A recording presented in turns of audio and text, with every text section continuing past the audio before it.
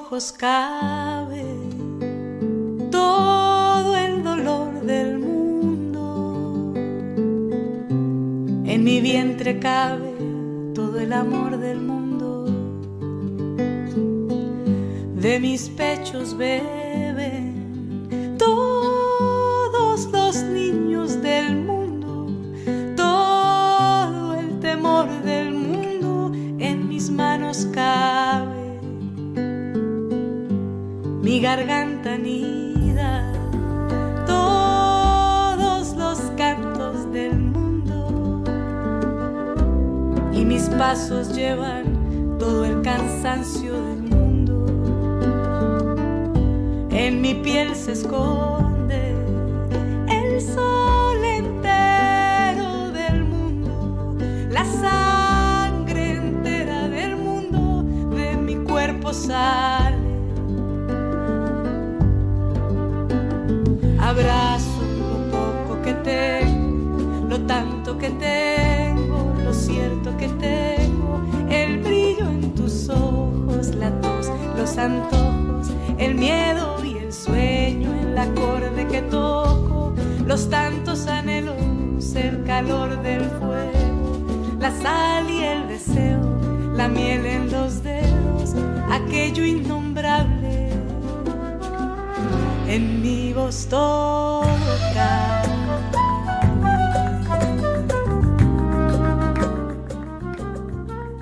Hola, muy buenas tardes, bienvenidos a otro programa de Conversando con Más Mujeres. Aquí en Radio Rosario Clásica, mi nombre es Mirta Salafia y quien me acompaña del otro lado para que este programa sea posible es Maxi Ramírez. Muchas gracias, Maxi.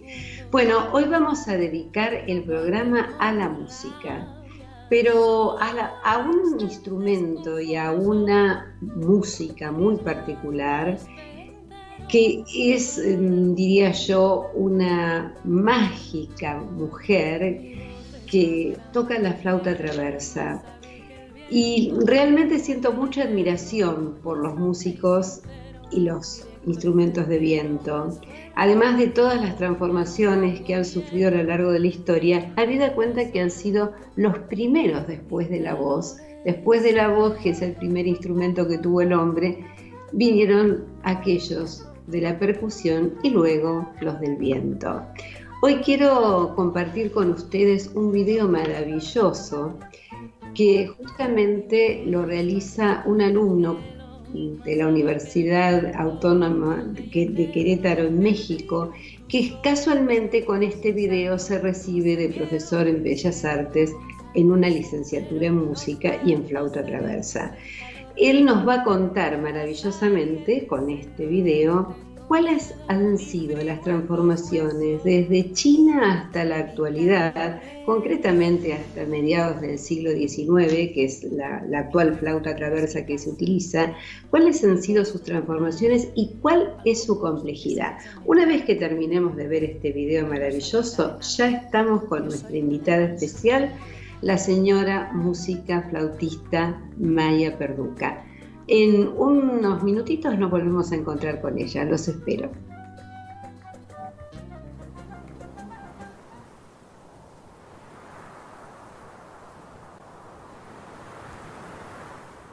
Su intérprete le infunde vida con su aliento,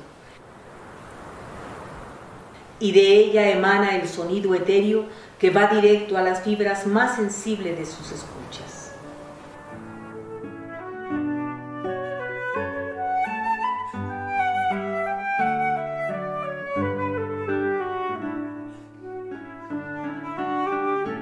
La génesis de la flauta transversal no se conoce, pero hay quienes dicen que llegó por aquella ruta de peregrinar constante, por donde nos vino la seda, las especias, ideas y filosofías, poesía y música.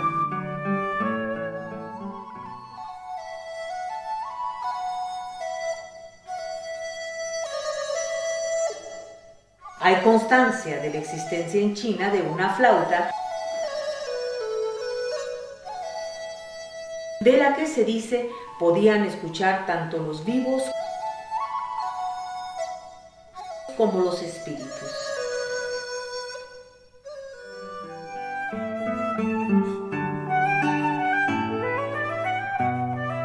Contrario a lo que se pensaría, la flauta transversal no pertenece a los instrumentos aliento-metal, sino a la familia de aliento-madera y a la subfamilia de tubos de embocadura directa, donde los labios del intérprete y del artefacto musical se juntan dando como resultado una vorágine de sonidos en contienda con los silencios.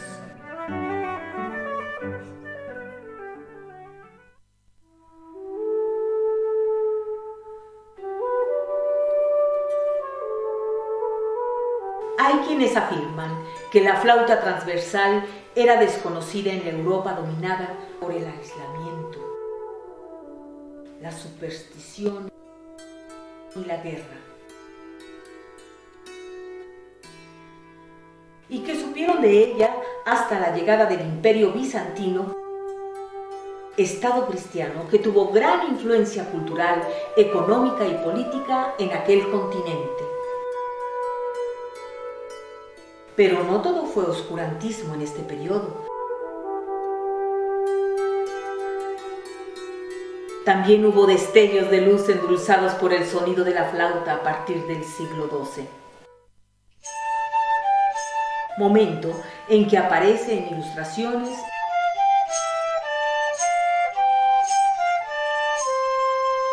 y poesías cantadas.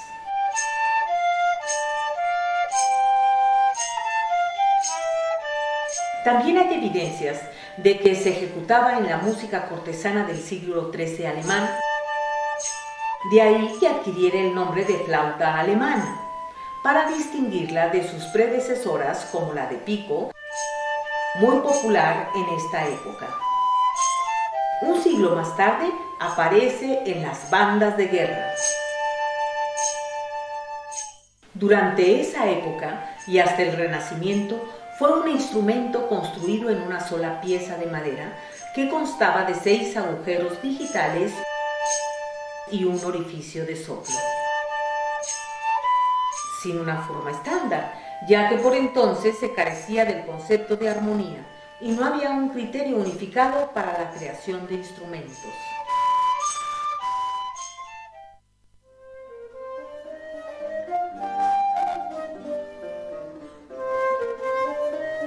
Con la creación de la imprenta en el Renacimiento, proliferaron los textos que trataban sobre la flauta alemana, dando información detallada acerca de su funcionamiento y la forma en que se venía construyendo desde la Edad Media. En el Tratado de Sebastián Bertun se describe una flauta de una sola pieza de madera cilíndrica, con agujeros muy próximos uno de otro y uno de soplo oval.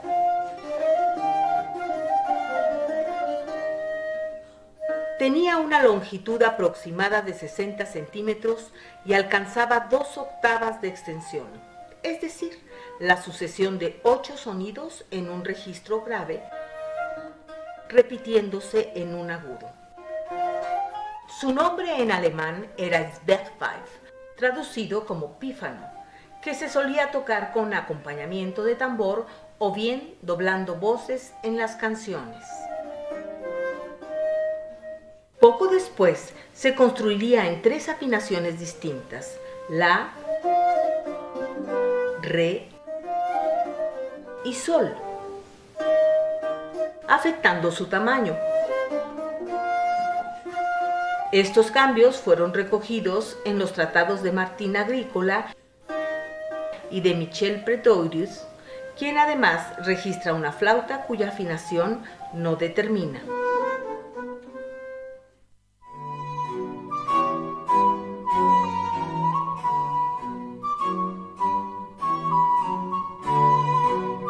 Es en el barroco cuando la flauta recibe el nombre de traverso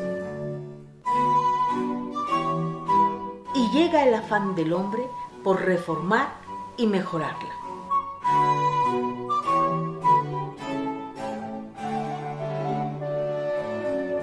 Así, Cada flautista introdujo en el instrumento las mejoras que le parecían oportunas, abriéndose un camino para la estabilización de sus mecanismos y sistemas.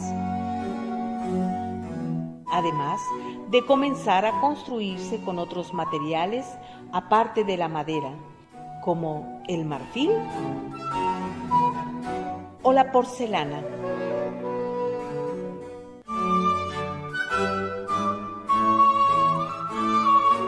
Los modelos más conocidos de traverso durante el siglo XVII son los de Jacques-Martin Hotteterre.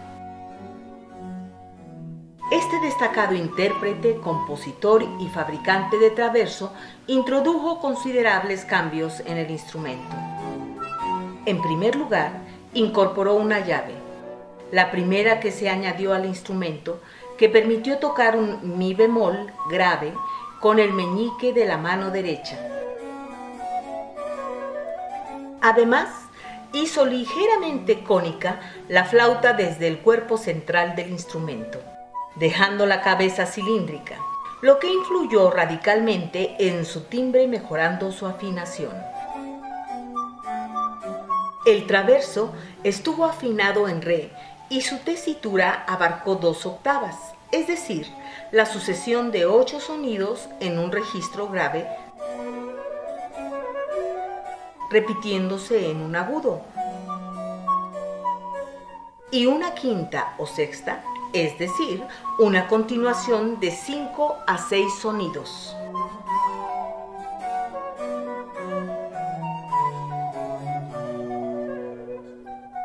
Para el siglo XVIII, la mayoría de los traversos estuvieron construidos en 3 piezas: cabeza, cuerpo y pie.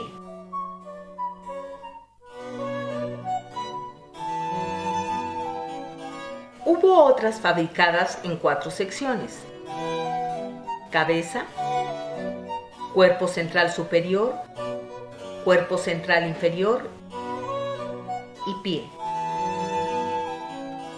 lo que permitió modificar la forma de cada pieza a fin de corregir afinaciones defectuosas. Otra ventaja de esta nueva flauta fue su posibilidad de alargarse o acortarse para afinar con otros instrumentos. Todas estas mejoras hicieron que los compositores volvieran sus ojos hacia el traverso. Si bien la flauta alemana del Renacimiento tenía la posibilidad de doblar la voz humana, en el barroco pasó a formar parte fundamental de la orquesta. Poco a poco, la flauta transversal fue desplazando a la de pico.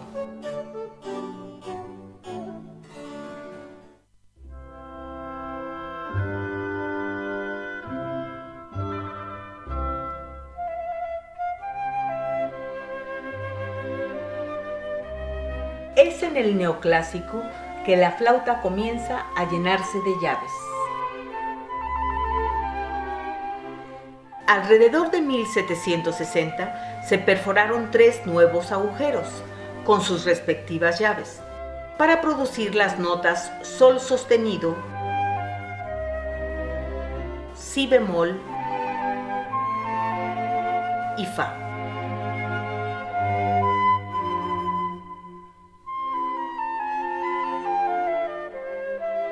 Esta innovación parece haberse debido a los londinenses Florio, Gedney y Potter,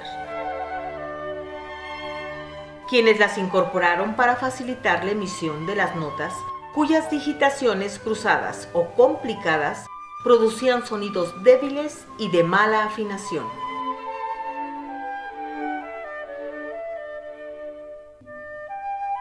Se suscitó la intención de prolongar la tesitura 2 notas más graves con la incorporación de 2 nuevas llaves abiertas, do y do sostenido. Con estas modificaciones, el instrumento ganó tesitura, por lo que tuvo una influencia inmediata en la composición musical.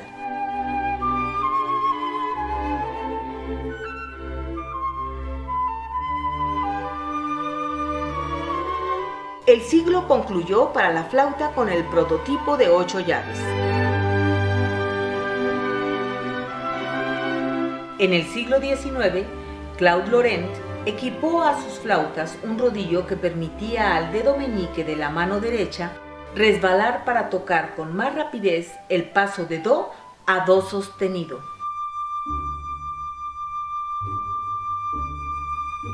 Posteriormente, Frederick Nolan patenta las llaves de anillos. Estas permitían accionar una llave que cierra algún agujero distante.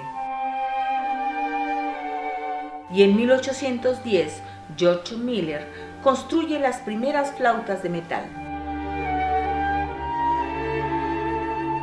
La flauta clásica llegó a ser más brillante que la barroca.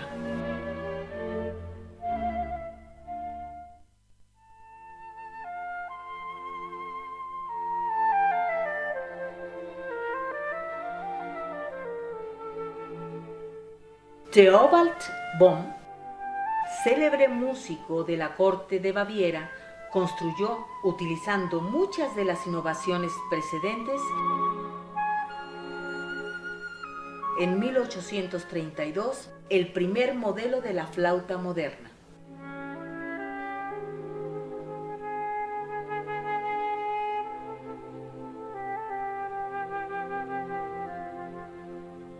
Y en 1847 creó el modelo definitivo de flauta en una aleación de latón y plata.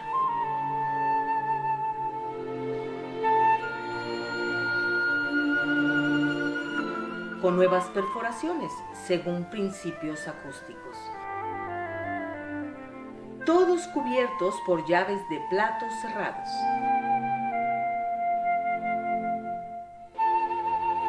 También modificó la forma y el tamaño del agujero de soplo.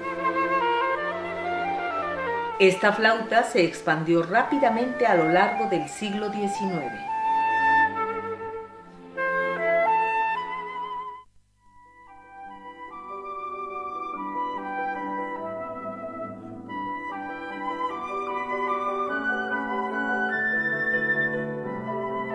Durante el siglo XX, la flauta transversal solo tuvo adiciones o extensiones,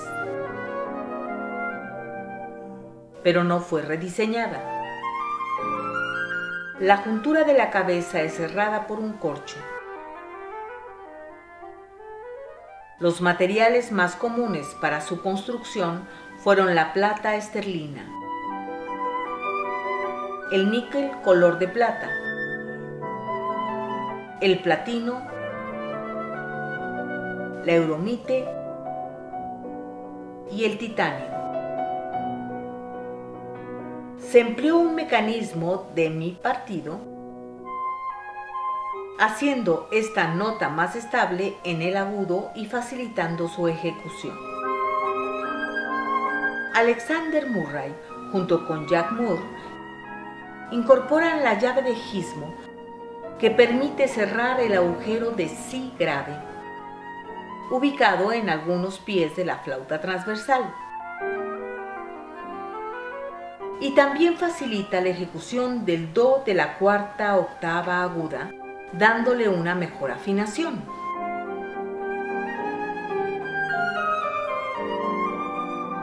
Esta flauta tiene un sonido más brillante y potente que las anteriores, con una afinación más precisa.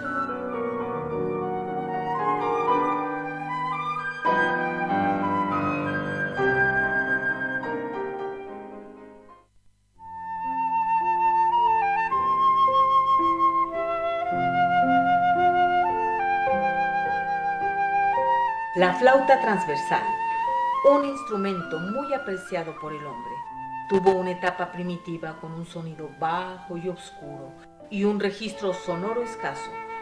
No obstante, enamoró al oído de los melómanos y logró que los compositores explotaran su gran potencial para fortuna de la música universal.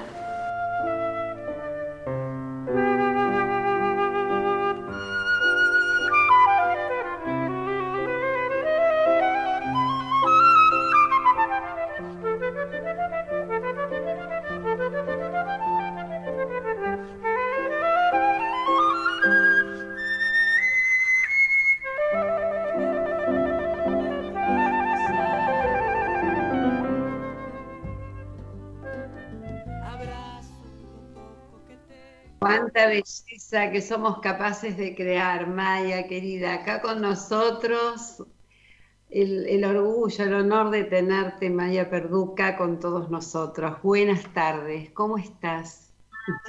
Muy bien, Mirta. ¿Vos qué tal? Bien, feliz, feliz de estar juntas. Espero que este espacio y que Radio Rosario Clásica te permita y nos permita a nosotros disfrutarte, que este sea tu espacio.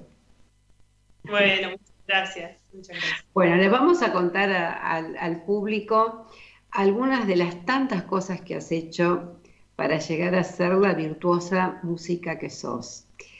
Maya es profesora nacional de flauta traversa del Conservatorio de Música López Buchardo.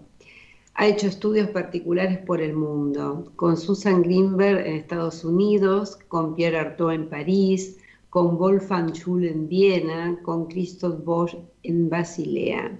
En Argentina, junto a Raúl Becerra, a Pablo Levín, a Jorge de la Vega, a Claudio Barile y a Lars Lindson.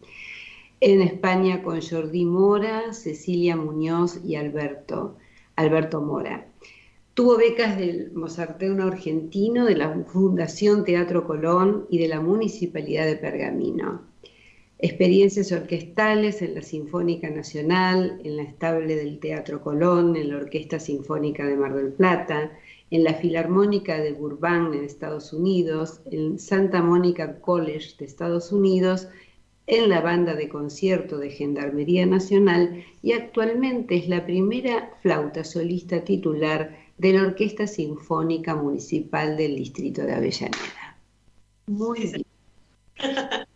Y seguramente que hay mucho más. Contanos, ¿por qué y desde cuándo decidiste o consideraste que querías hacer música, pero además tocar la flauta traversa? Bien. Bueno, mi papá es músico. Mi papá es compositor y profesor de música. Entonces, siempre en mi casa se escuchó música clásica. Popular también, porque somos santiagueños, así que lo popular también forma parte de nuestra Sí. Y bueno, a los 8 más o menos empecé a ir al conservatorio, empecé a tomar clases de piano. Bien. Y al segundo año de piano descubrí la flauta y dije, bueno, hago las dos cosas. Creo que un año estuve estudiando los dos instrumentos y me decidí por la flauta y seguí con la flauta. Sí, me gustó mucho más.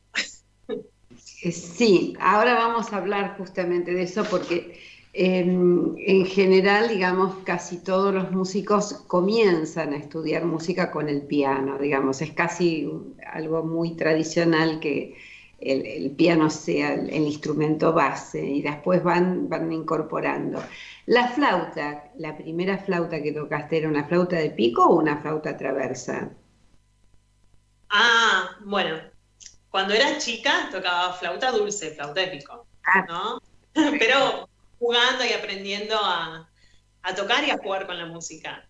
A los 9 empecé directamente con flauta traversa. Bien, ahí tenemos una pregunta, por lo menos para mí muy, muy interesante, porque de todos los instrumentos de viento, el que a mí me parece mucho más complejo, ya el instrumento de viento me parece complejo porque requiere del soplido y además de la digitación, digamos, de dos cuestiones que ahí hay que, bueno, y ahora vamos a ir preguntándote claramente paso a paso, porque me parece que es importante que todos los que gozamos de la música también comprendamos su complejidad y cuanto más lo comprendemos es más virtuoso y más bello escuchar la música y querer a nuestros músicos, ¿no? La pregunta es, hay que aprender a soplar, pero además hay que generar una relación con el cuerpo que es justamente lo contrario, que es lo que produce cualquier otro instrumento. Vos estás sobre el piano, digamos, o estás sobre la guitarra, pero la flauta traversa está por afuera de tu relación mano-ojo. ¿Es así? Es así. Bien. Sí. Contanos cómo es ese proceso, cómo se llega primero a soplar, cómo es ese camino. Un camino muy largo. Imagino. Primero porque para aprender a respirar es complejo transmitirlo de profesor a alumno. Como no tenemos nada visual, gráfico, que vos digas, bueno, respirás y este dedo va a ir acá, ¿no? Como algo que vos veas y controles. Es muy difícil de transmitirlo porque es interno, ¿no? Pasa dentro del cuerpo. Entonces, a veces se complica en transmitirlo y lleva muchos años en entenderlo, en captarlo realmente. El tema del apoyo, si hay algún alumno escuchando, se va a decir, sí, el tema del apoyo a veces es difícil de entenderlo. O sea, el apoyo de los labios sobre la boca. No, el apoyo del diafragma, ¿no? Correcto. Cuando hablamos, el apoyo para sostener la afinación todo el tiempo en las notas largas, en las frases, para que no caiga. Por ejemplo, yo respiro sin saber esa técnica, te voy mostrando, ¿no? Puedo llegar a hacer, a ver, acá tengo esto.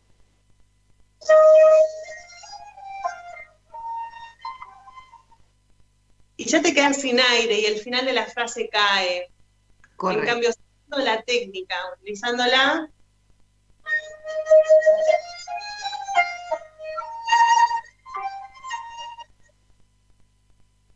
correcto. ¿Sí? El final de la frase se mantiene tensa y va a aflojar, digamos, cuando yo lo desee. Pero yo manejo esa columna de aire. Yo no es manejo... porque te quedaste sin el aire, sino porque vos sos la que controla. Bueno, dentro de los profesores que tuviste, estuve investigando que hubo uno que es Artaud en París, que tiene por allí algo muy, para mí, muy provocador y muy innovador, que es justamente este tema. A ver, contanos qué te pasó cuando fuiste su alumna y de qué se trata esta experiencia. Bueno, esa fue mi primera experiencia afuera. Mira tomando clases de francés para poder entender todo lo que me decían las clases. Uh-huh. Y para mí fue un despertar muy importante en cuanto al concepto de la música, de cómo interpretarla, de las nuevas técnicas, porque él desarrolló todo lo que es la técnica contemporánea en la flauta. Uh-huh. Así que sí, fue un abrir de ojos importante en mi vida. La pregunta, así casi diría...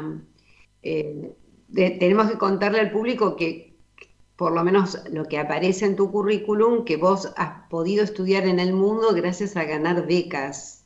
Has ganado becas. Contanos alguna de ellas que te haya sorprendido haberla ganado y cuál fue esa relación entre haber ganado esa beca y llegar a ese lugar para estudiar. Bien. Los viajes que hice a Europa fueron becas para viajes cortos, no fueron becas para hacer toda la carrera, cosa que me hubiese encantado. Entonces, para mí fue un esfuerzo enorme ir a golpear puerta por puerta en el Mozarteum, en el Teatro Colón. En ese momento estaba el Fondo de las Artes, sí, ¿no? Era apoyo para poder pagar el pasaje, para poder pagar las clases. Entonces, cuando lo logré no lo podía creer. Era mi viaje a Europa. ¿Qué edad tenías, Maya? ¿Qué edad tenías? Y 24. Bien, bien. 4, sí. Y fui sola, contacté a los profes y así, descubriendo todo, ¿no? Descubriendo una nueva visión de la música, del estudio, de otro continente, de otro idioma, de otras costumbres. Fue súper lindo. Y al año volví a golpear puertas y volví a viajar. Sí, más o menos las fechas son así, ¿no? Como que muy seguidito. Y la realidad es que este aprendizaje, como todo aprendizaje complejo, porque el instrumento es como la voz, no lo podés abandonar ni un poquito porque rápidamente se puede perder, se puede ir de nosotros. ¿Cuánto tiempo vos dedicás a tocar la flauta? ¿Cuánto tiempo por día? Independientemente de que sos profesora, que das clases, que seguramente tenés en tu orquesta ensayos, ¿cuánto tiempo le dedicás diariamente como mínimo a tocar la flauta traversa? Qué pregunta. Lo ideal son 4 horas por día. Yo no soy partidaria de eso porque considero que si estoy cansada, si ese día no tengo ganas, 4 horas es un montón y es casi intolerable. Va a haber mucha gente que no le va a gustar lo que estoy diciendo. Pero considero que si uno tiene ganas, tiene energía, lo disfruta mucho más, lo hace mejor también. Por supuesto. Sí.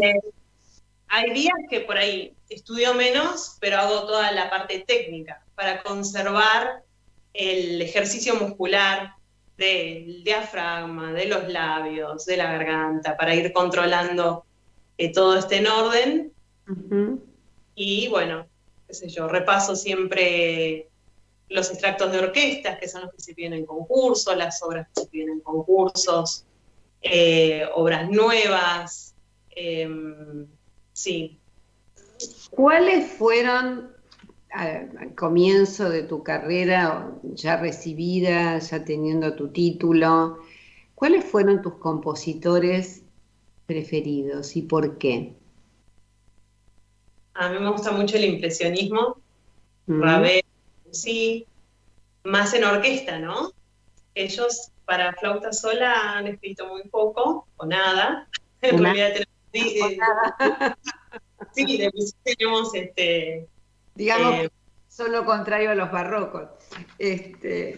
Claro, Bach me encanta, Bach siempre me encantó, ¿no? De barrocos. Pero bueno, hay muchos compositores que me gustan más por la orquesta, por cómo usan la flauta en la orquesta, y hay obras que no llevan flauta y que me encantan también. No soy cerrada a solo lo que sea el repertorio flautístico. Perfecto. Creo que eso es lo magnífico que tiene también el arte contemporáneo. Romper cánones e ir trabajando nuevas formas y también acostumbrándonos a nosotros, a los que nos gusta la música, tener la posibilidad de incorporar nuevos registros instrumentales en aquello que estábamos acostumbrados a escucharlo de una única, casi exclusiva manera. Contanos qué pasa con la orquesta. ¿Qué es ser parte de una orquesta? Para mí es lo mejor que me puede pasar formar parte de una orquesta. Es lo que más amo hacer. Me acuerdo que mi primera orquesta fue la Orquesta Juvenil de Rosario. Yo tenía 17 años y entré a esa orquesta y ahí descubrí un mundo nuevo, estar sentada en el medio de todo ese mundo sonoro, envuelta en esa sonoridad. Y voy, y de ahí en más quise tocar solo en orquestas, o preferentemente en orquestas. Correcto. ¿Formaste alguna orquesta de mujeres? ¿Fuiste parte de alguna experiencia de ese tipo? No la formé yo, y tampoco era clásica. Formamos una orquesta de señoritas tocando tango. Recordando aquella orquesta de señoritas, ¿no? Sí, vos segura, no habías nacido, pero yo tuve el gusto de escucharlas por última vez hace muchos años y recuerdo que las quise muchísimo. Sí, Sí, entonces, he formado orquestas yo, ¿no? He formado quintetos, cuartetos, música de cámara, pero no orquesta grande. bien, bien, bien, no, yo imaginaba, digamos. Bueno, y contanos cómo llegaste a la Orquesta Sinfónica de Avellaneda, cómo fue si fue una selección, si tuviste que concursar, ¿qué pasó allí? A ver, contanos. Y en las orquestas, en todas se entra por concurso. Bien.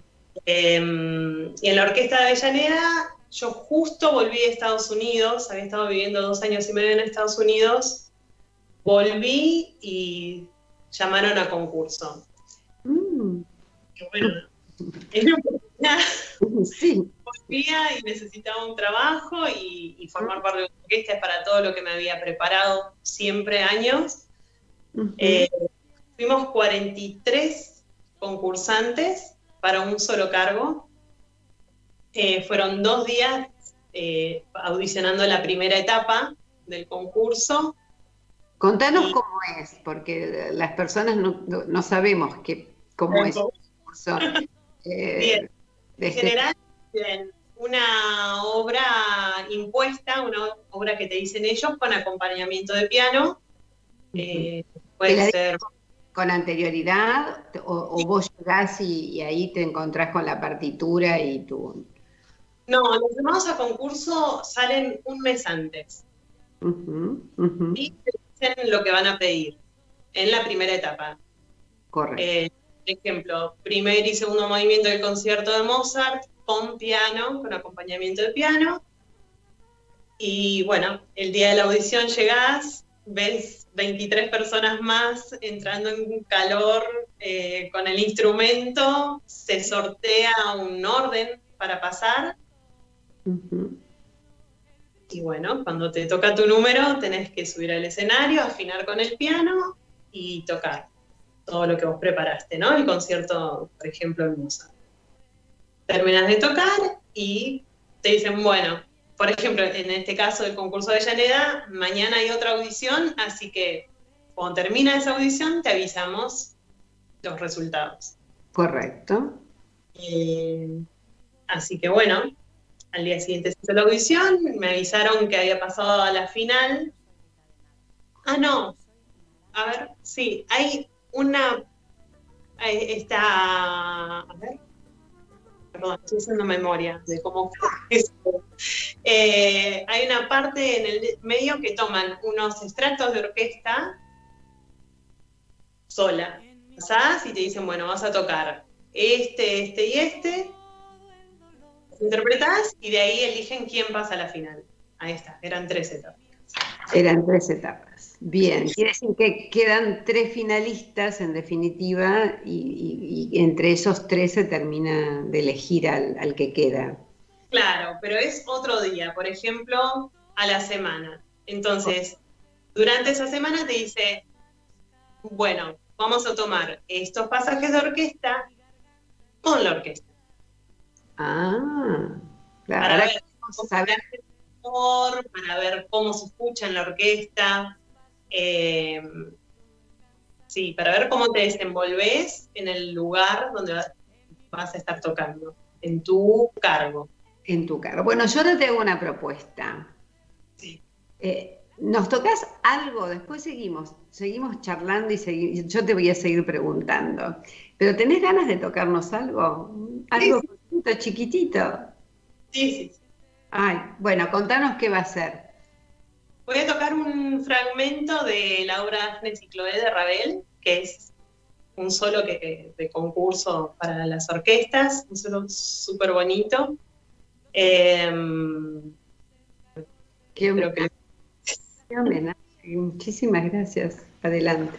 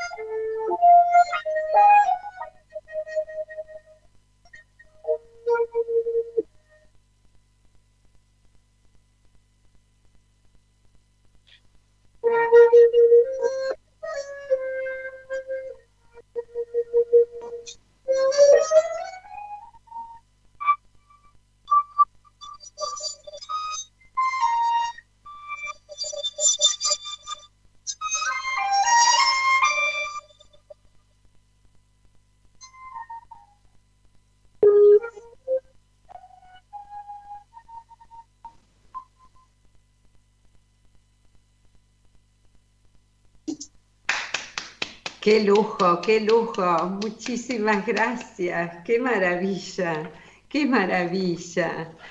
Bueno, contanos, Maya, en esta historia de pertenecer, de ganar un concurso, de pertenecer a una orquesta, de la sutileza que acompaña el instrumento. Es un instrumento con muchísima sutileza. Y tiene como una elegancia particular. Cuando vos estás y ves, por ejemplo, en el Teatro Colón y ves las flautas traversas, decís, son etéreas, tienen esta capacidad de generar belleza auditiva y visual a la vez. ¿Qué ocurre? O a mí me parece, o yo lo siento así, ¿qué ocurre? Porque es un instrumento de viento que generalmente tocan las mujeres. ¿Es mi mirada o es así? Contanos. Bueno, sí. Al principio son muchas mujeres las que se dedican. Es un que no sabría decirte por qué llama la atención a las mujeres. Pues, hay una cuestión que siempre se la pregunté a mi padre en conversaciones de casa, ¿no? De por qué la mayoría de los músicos, flautistas que estaban en orquestas profesionales eran varones, si éramos tantas mujeres estudiando. Bien. ¿Qué te contestaba él? No, es que creo que muy pocos nos damos cuenta de eso, nos dimos cuenta de eso. Calculo que para él debe haber sido una observación nueva también la mía. Y bueno, todo esto que está cambiando ahora, ¿no? En estos años con el feminismo y con las opciones que tenemos, a qué dedicarnos, de elegir si ser madres jóvenes o más tarde, y de dedicarles más tiempo a la profesión, algunos años, nos está dando más espacio a integrar organismos. Es un ambiente súper competitivo, que como decimos, ¿no? Hay que dedicarle muchas horas de estudio, muchos años, en estar viendo detalles para poder competir con otro, ganar con otro. Entonces hay que dedicarle mucho tiempo, y yo creo que antes no estaba tanto ese tiempo. Eran más que nada, las músicas se dedicaban o quedaban solas o quedaban recluidas en la enseñanza, pero no en lugares públicos. Concretamente, para vos, ser parte de esta orquesta, ser la titular de esta orquesta, ¿qué significa en cuanto, no por supuesto a la responsabilidad, sino a tus antecedentes futuros? ¿Qué va a pasar con este antecedente ganado por concurso? Además, en una orquesta, a ver, quien conoce a Avellaneda, quien conoce toda la historia de Avellaneda en el arte, sabe que es una muy importante orquesta. Más allá de que sea municipal, tiene un reconocimiento muy importante. Bueno, ¿qué significa para tu carrera hacia adelante? Sos muy joven. ¿Qué suponés vos que significa esto? Que se abran nuevos caminos, ¿no? Tengo mucha esperanza de que cada vez sea más normal que haya mujeres integrando los cargos en orquestas o en cualquier otro trabajo también, ¿no?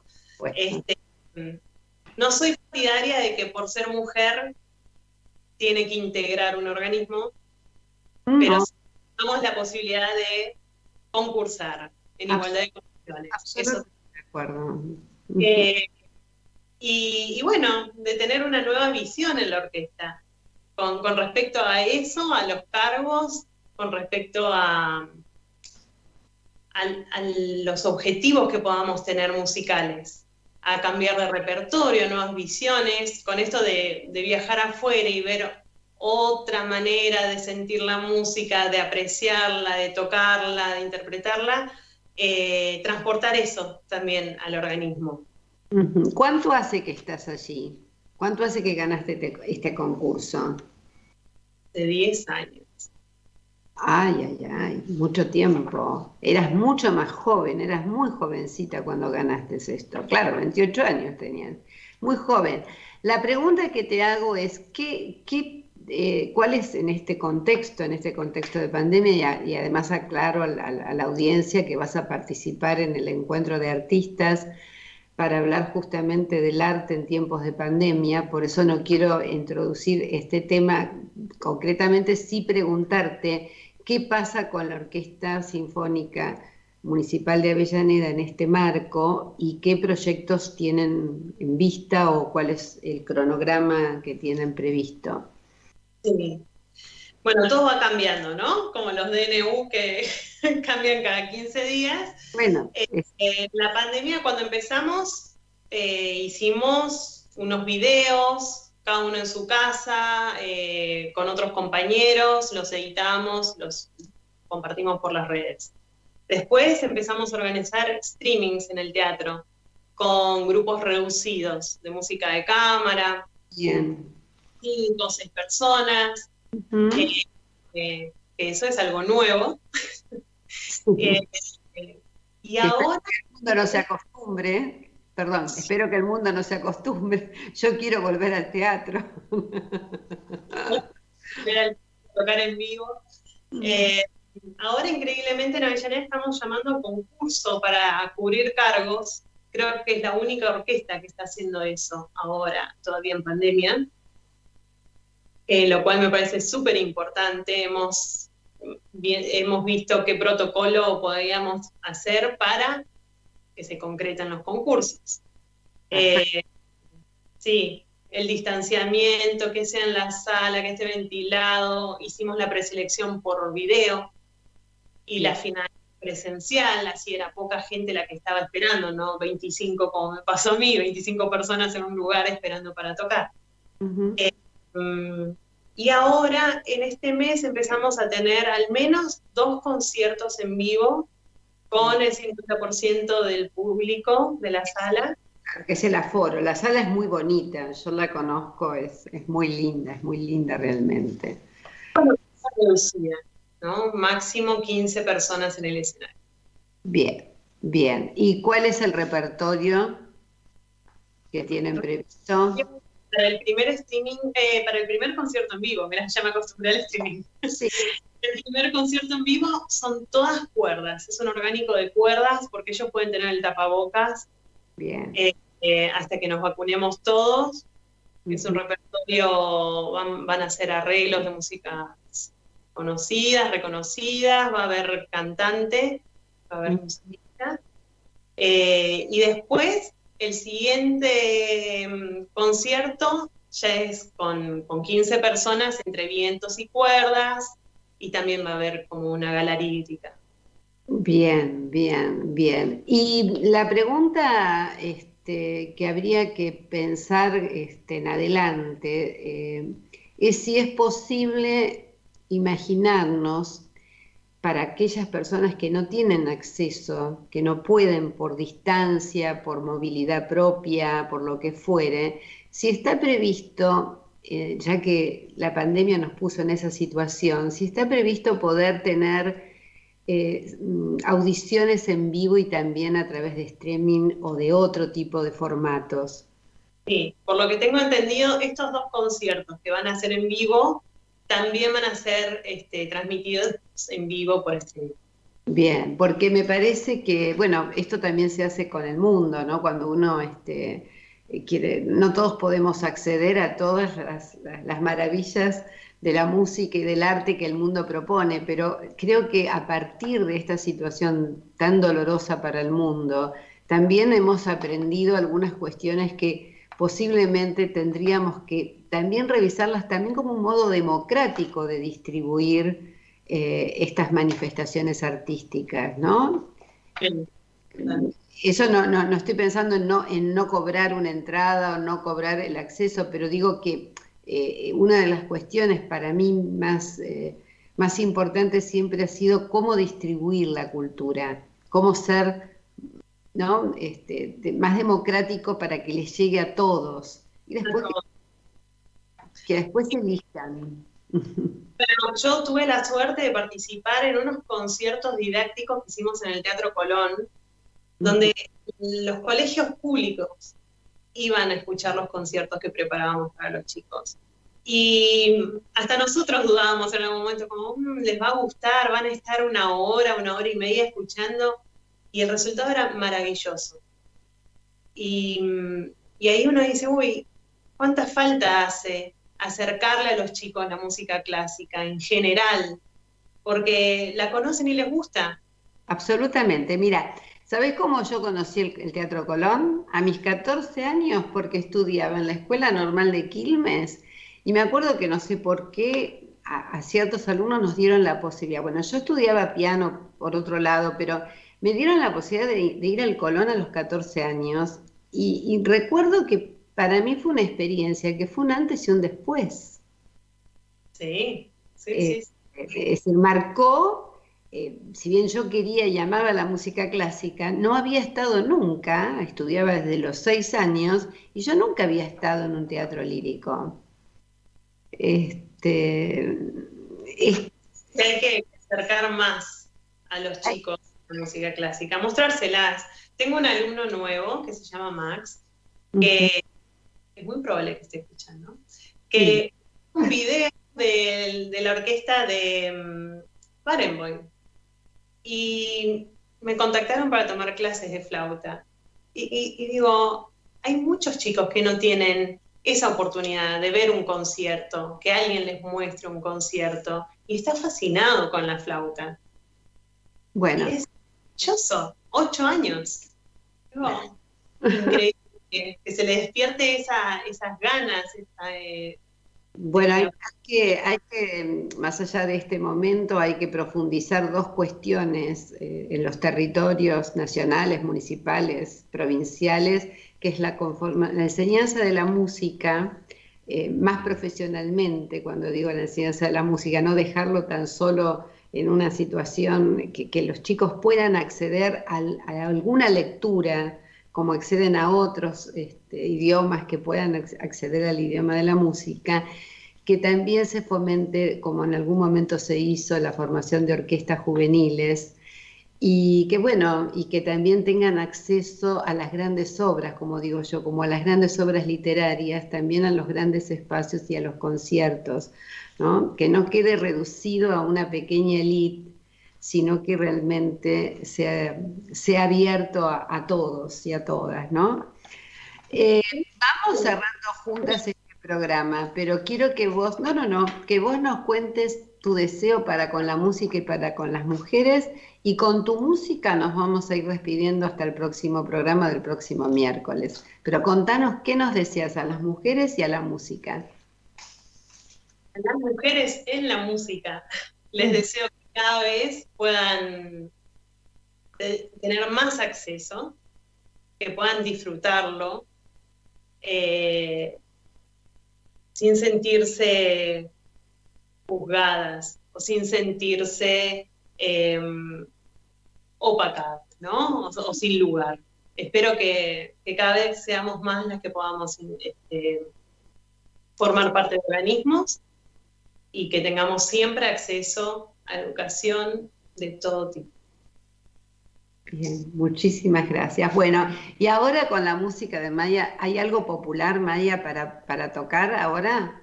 ¿Podemos irnos con algo popular o no? O como vos quieras. No preparé nada popular, la verdad. No, seguimos con la música clásica que a mí me encanta, pero como no quiero dejar de lado que la música es toda la música, a mí me encanta la música clásica, así que adelante. Con Maya Perduca nos vamos diciéndole que le deseamos lo mejor, la mejor vida, que le agradecemos toda su trayectoria, toda su fuerza y que la queremos siempre con nosotros. En algún otro momento, Radio Rosario Clásica y Conversando con Más Mujeres te espera. Te abrazo fuertemente. Un beso grande. Gracias.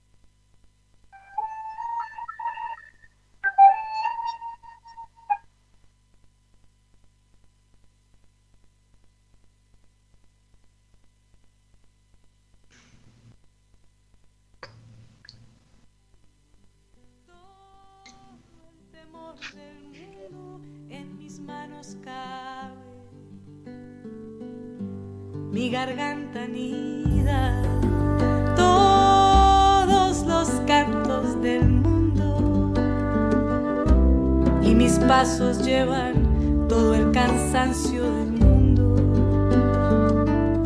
En mi piel se esconde